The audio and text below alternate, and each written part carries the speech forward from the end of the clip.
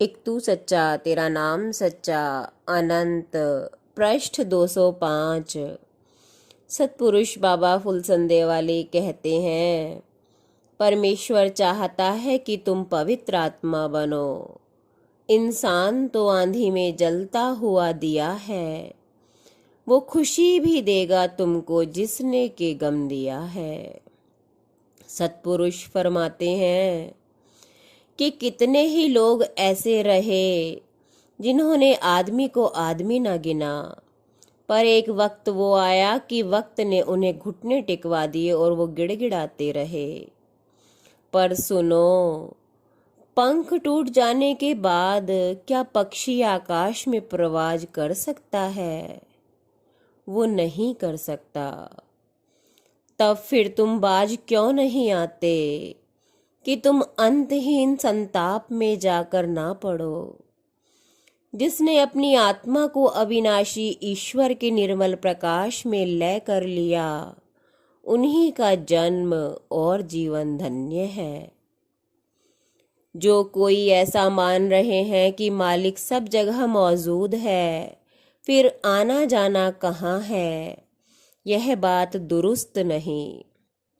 क्योंकि खुद जीव यानी सूरत इस कदर पर्दों और गिलाफों में पोशीदा है कि जब तक वह ना फोड़े जावें, तब तक वह अपना रूप नजर नहीं कर सकता।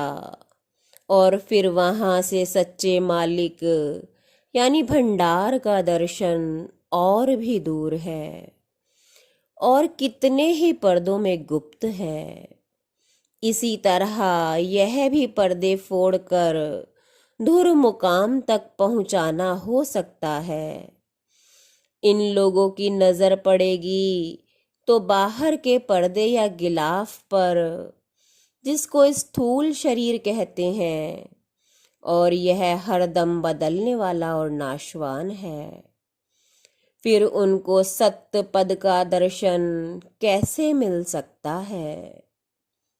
वेदांत शास्त्र कहता है कि अन्नमय कोश, प्राणमय कोश, मनोमय कोश और ज्ञानमय कोश के परे जो आनंदमय कोश है, वहाँ जीवात्मा यानी इस जीव का वासा है।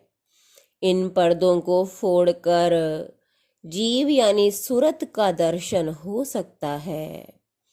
और जब इन पर्दों को फोड़ने का अभ्यास कुछ भी नहीं किया जाता, तो इन बातों का कहना और सुनना बेफायदा है।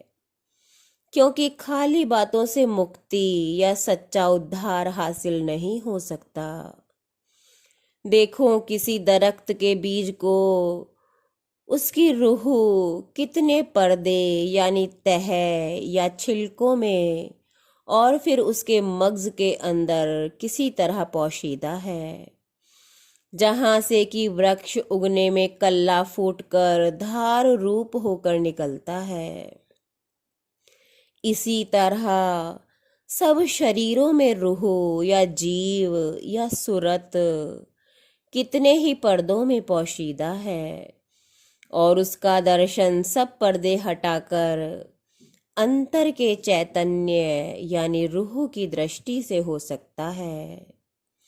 बाहर की रचना में यह एक पर्दा एक एक मंडल के साथ मुवाफिक रहता है। सो जब तक भेद इन पर्दों का दरियाफ्त करके और इसके पार जाने की जुगती का अभ्यास नहीं किया जाएगा, तब तक रास्ता तय न होगा, और न जब तक सच्चे मालिक का दर्शन मिल सकता है। एक तू सच्चा तेरा नाम सच्चा।